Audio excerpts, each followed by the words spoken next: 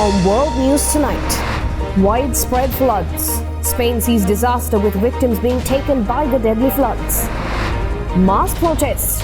South Korea sees waves of teachers protest amidst authority warnings. Moody for the mud.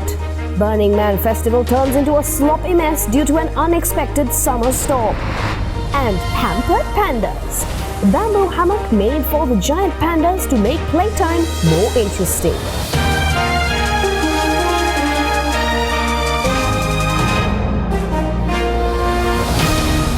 This is Derana World News Tonight. Reporting from Colombo, here is Anuradhi Vikramasinghe. A very good evening, and you are joining us on World News. As authorities have confirmed 3 fatalities and at least 3 others remain missing near Toledo City, Spain. This severe weather and consequent flooding will likely continue to disrupt transport throughout the affected regions of the nation. Water gushes into Madrid's subway. Record rainfall caused deadly flooding in central Spain on Monday, shutting roads and temporarily closing down subway lines and high-speed train connections. Police were searching for a missing man in Aldea del Fresno, southwest of the capital. His car was dragged into the river after an avalanche caused by a sudden spate. His son climbed a tree and was rescued, emergency services said. Rescuers were also looking for a woman who disappeared near the central city of Toledo, where this bus garage was flooded, and for a man in his 80s who was dragged off by streams of water near Madrid. The sudden downpour on Sunday and into early Monday turned streets into rivers of mud that swept away cars and trash bins. Juan Carlos Penafiel was visiting Alcanar on the east coast. We organised among ourselves to make ropes with towels and bed sheets and pulled 2 young men clinging to columns up to the top floor to save them. It was terrifying, very, very scary, with small children and women. No one showed up. We were left to save ourselves. Several roads in the Madrid region were closed as half a dozen bridges were torn down by water overflowing the riverbanks. Hail also fell in many areas. The rainfall was expected to wane. On Monday, the National Weather Agency lowered the alert level from orange and red to yellow. Meanwhile, according to Russian President Vladimir Putin, his country is ready to return to the Black Sea grain deal if and when agreements relevant to the accord are fulfilled. His demands come after he held talks with his Turkish counterpart. After holding talks with Turkish President Recep Tayyip Erdogan on Monday, Russian President Vladimir Putin said he's willing to resume the landmark deal, allowing Ukraine to export grain safely through the Black Sea, only if the West meets Moscow's demands on its own agricultural exports. I would like to reiterate our principled position.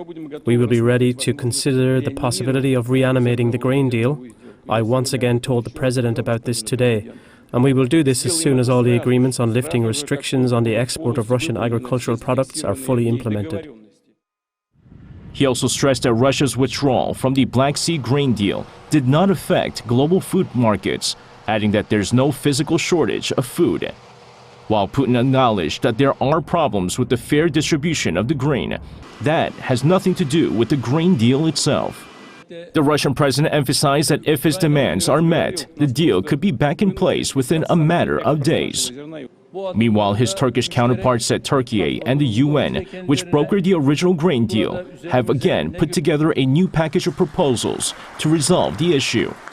And with criticism that Russia's withdrawal from the deal will cause developing nations who rely on the imports of grains to suffer, Putin announced that Russia was close to finalizing an agreement to provide free grain to 6 African countries via Turkey. Now on to a rare desert rain in Nevada, USA. An unusual late summer storm has turned a week-long counterculture festival in the western United States into a sloppy mess. Tens of thousands of Burning Man attendees were finally able to leave on Monday after spending days stranded at a site that became mired in mud. After the way out had dried up, organizers reopened the exit from the week-long music and art festival in Nevada's Black Rock Desert. Aerial video showed a 10-lane wide line of vehicles inching their way on a 5-mile dirt road to the nearest paved road. Burning Man is usually held in sunny and dry weather, but an unexpected summer rain turned the venue into a quagmire. Festival organizers had told people to conserve food and water for days, as the road to the main gate remained closed due to the storm. Some reportedly ignored the orders and tried to drive or walk to the nearest highway.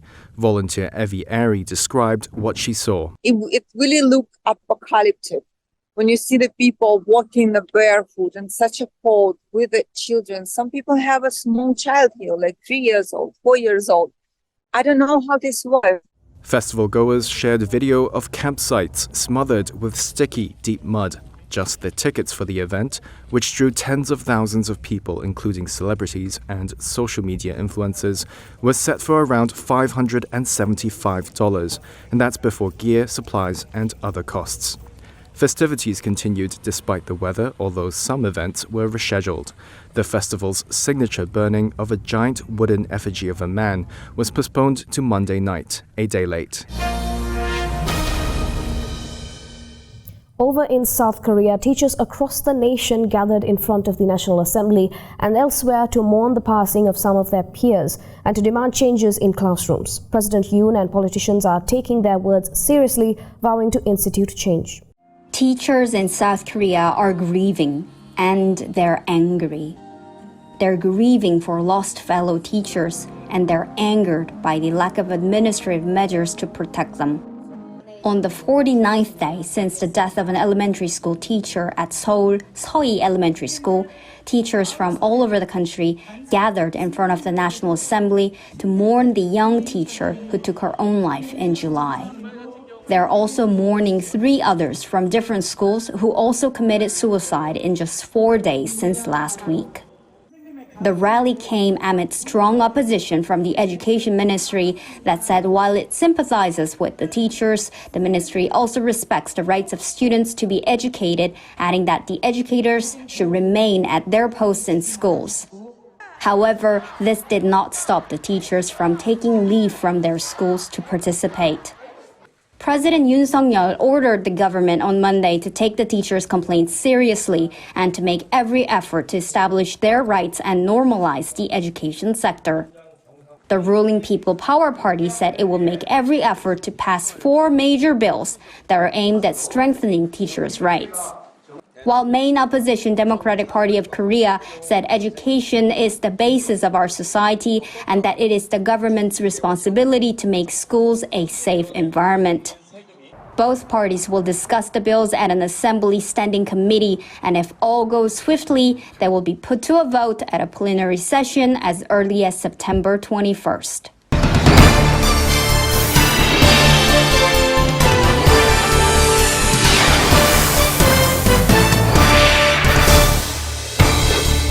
To tonight's U.S. election updates. The U.S. presidential race is heating up with several Republican candidates descending on New Hampshire as former President Donald Trump widens his lead. President Biden is in campaign mode as well. Tonight, with former President Donald Trump dominating the race for the GOP nomination, Republican presidential candidates descending upon New Hampshire, hoping to sway its first-in-the-nation primary voters. Best president ever! A new Wall Street Journal poll shows 59% of GOP voters rank Trump their top choice, up 11 points since April. Trump noticeably not on the campaign trail today. His former vice president hopeful he can break through. Mike Pence tasting barbecue at a church picnic in Concord. I'm just here for the barbecue.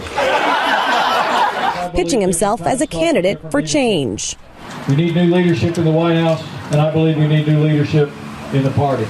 Over in Milford, political newcomer Vivek Ramaswamy glad-handing along the Labor Day parade, still polling in the single digits, but gaining traction after last month's Republican debate. And today, President Biden touting his economic record at a Labor Day rally in Philadelphia, sharpening his attacks without mentioning his predecessor by name.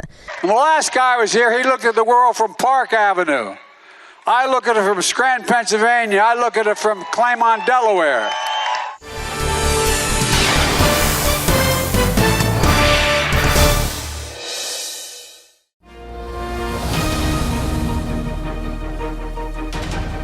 Welcome back. Israeli Prime Minister Benjamin Netanyahu has said that he wants Eritrean refugees and migrants involved in a violent clash in Tel Aviv to be deported immediately and has ordered a plan to remove all of the country's African migrants.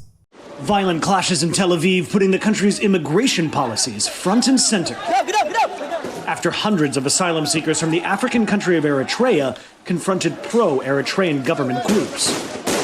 Israeli police stepped in, deploying tear gas, stun grenades, and even live rounds into the crowd after officers said they felt their lives were in danger. The confrontations come as Eritrea's totalitarian government marks 30 years in power. Why did we run from our country, said this protester? Because this dictator.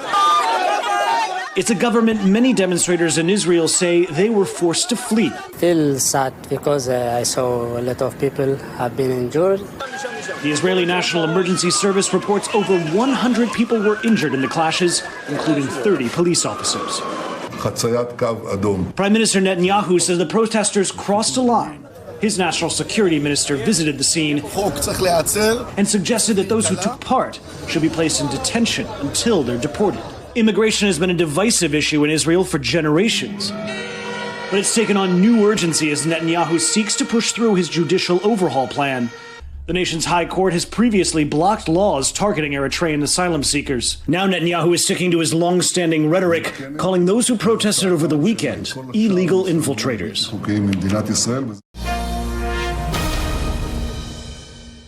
In the meantime, North Korean leader Kim Jong-un may be sitting down with Russian President Vladimir Putin to discuss arms sales. The much speculated talks will reportedly take place in Russia within the month.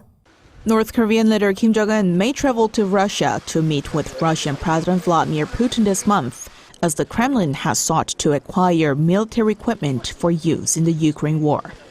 According to the U.S. National Security Council spokesperson Adrian Watson on Monday, Washington has the information that the North Korean leader expects to visit Russia to discuss an arms deal. The likely venue for the two leaders' meeting is the Far Eastern Federal University in Vladivostok, where the Eastern Economic Forum is scheduled to run from September 10th to 13th. While urging Pyongyang to abide by its public commitments not to sell arms to Russia, Watson noted that Russia had convinced North Korea to sell artillery ammunition to Moscow during Russian Defense Minister Sergei Shoigu's visit to Pyongyang in late July. The U.S. State Department also called for an immediate halt to arms trade between North Korea and Russia, stating that such dealings violate UN Security Council resolutions. The expected visit follows Washington's earlier concerns that the two countries are in the middle of arms negotiations, which are advancing actively. Last week, the U.S. National Security Council Coordinator for Strategic Communications, John Kirby, said Kim and Putin had exchanged letters pledging to deepen their cooperation. Pyongyang, however, has denied engaging in arms trade with Moscow. Meanwhile, Russia is discussing holding joint military drills with North Korea and China, comparing the plan to living in peace and harmony with neighbors. This information came from Russian Defense Minister Sergei Shoigu on Monday. Earlier the same day, South Korea's National Intelligence Agency said that Russia formally proposed a joint naval drill with China during Shoigu's visit to North Korea in late July. If it happens, it would be the first time for Pyongyang to participate in drills of this kind. Gabon's coup leader has been sworn in as the country's transitional president. The coup last week overthrew President Ali Bongo, who had won an election that was marred by a lack of transparency and irregularities. Bongo, whose family had ruled over Gabon for the past 55 years, is now under house arrest. Gabon's coup leader compared the country's security and defense forces to a meteorite in the dark of night, as he was sworn in as interim president on Monday. General Brice Oligui Nguema led military officers who seized power on August 30th. The takeover took place just minutes after President Ali Bongo was declared winner of an election, a result the coup leaders have said was not credible. Nguema's inauguration presented the military as liberators of an oppressed society. Tel une météorite dans la nuit noire. Like a meteorite in the dark of night, our country's defense and security forces assumed their responsibilities. C'est sans aucune violence. It was without violence, without clashes, and without bloodshed that the Committee for the Transition and Restoration of Institutions, abbreviated CTRI, changed the regime that had been confusing the power of the Republic's institutions for several years, in flagrant disregard of democratic rules. Au mépris flagrant des règles démocratiques. Ngema's speech, repeatedly interrupted by cheers, also proposed reforms. They included a new constitution to be adopted after a referendum, new electoral and penal codes, and measures to prioritise local banks and companies for economic development. He said political exiles would be welcomed back and political prisoners freed. De tous les exilés politiques. Several figures from Bongo's government, including the Vice President and Prime Minister, attended the ceremony. Bongo himself remains under house arrest.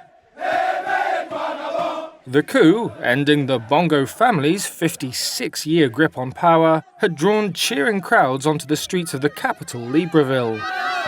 However, it has also been condemned abroad. Central African Regional Bloc ECAS has urged partners led by the United Nations and the African Union to support a rapid return to constitutional order. At his inauguration, Ngema reiterated that his administration would organise free and fair elections, though gave no timetable. He has previously said the junta would proceed quickly but surely, but cautioned that too much haste could lead to elections that lacked credibility. Now, in other related news, Novo Nordisk launched its weight loss injection Wegovy in Britain, its second debut in Europe in just over a month, as the drug maker seeks to expand in the region even as it struggles to keep up with soaring demand. Novo Nordisk launched its hot weight loss drug Wegovy in Britain on Monday. It's the second European debut for the treatment in just over a month. Novo said Wegovy would be available in the UK through a controlled and limited launch. The drug has been shown to help patients reduce body weight by around 15% when used along with exercise and lifestyle changes. It's currently available in the US, Norway, Denmark and Germany. But Novo has struggled to keep up with huge US demand, and that effectively delayed the drug's launch in most of Europe. In March, a leading British watchdog recommended the use of Wegovy in adults with at least one weight-related condition. It was not immediately clear what the cost of the drug would be in the UK. Novo did not say how much supply it would make available there or how much Wegovy would cost. The drug sells for as much as $1,350 a month in the US. The company's shares have become a hot property for investors. Surging demand for Wegovy and its diabetes drug Ozempic have sent shares soaring and earnings to record highs. It's now vying with luxury fashion giant LVMH for the title of Europe's most valuable listed company. And on Monday, its shares again rose to new highs.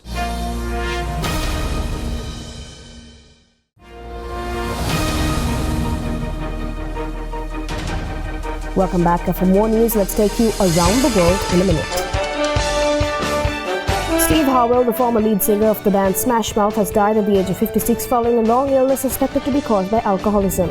Pope Francis wrapped up a historic 5-day trip to Mongolia, which has been marked by overtures made by the pontiff to the country's southern neighbor, China. Bolivian authorities torched a cocaine laboratory located in the Andean country's central region. The particular laboratory has the capacity to produce 400 and 500 monthly kilograms. The Venice Film Festival was denounced by some critics for giving director Woody Allen a prestigious slot for his new movie Coup de Chance, and a small group of protesters demonstrated as he arrived on the red carpet ahead of the premiere. Victoria Villarroel, the running mate of the far-right candidate Javier Milei, hosted an event and spoke with family members of victims killed by far-left groups in the 70s. The demonstrators carried out signs saying never again as they protested outside the event, banging on security barricades that police used to keep them away from the venue.